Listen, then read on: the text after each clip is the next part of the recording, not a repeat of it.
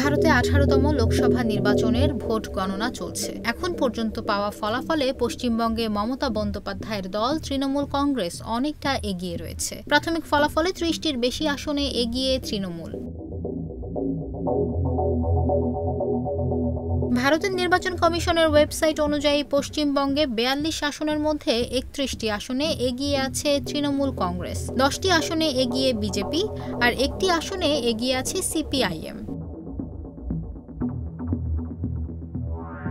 ভারতের লোকসভা নির্বাচনের 543 আসনের ভোটের গণনা শুরু হয়েছে মঙ্গলবার 4 জুন সকাল 8:30টায়। এখন পর্যন্ত পাওয়া তথ্যে ক্ষমতাসীন বিজেপির নেতৃত্বাধীন এনডিএ জোট 295 আসনে এগিয়ে রয়েছে। অন্যদিকে বিরোধী জোট ইন্ডিয়া এগিয়ে রয়েছে 228টি আসনে। ভারতে সরকার গঠনের জন্য কোনো দল বা জোটের প্রয়োজন হয় 272টি আসন।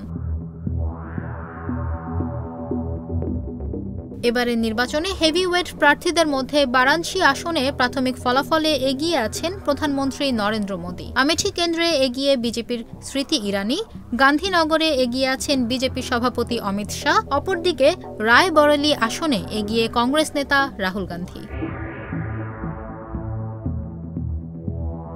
গত 19 এপ্রিল শুরু হয়েছিল ভারতের 18তম লোকসভা নির্বাচনের ভোট গ্রহণ, শেষ হয়েছে 1 জুন।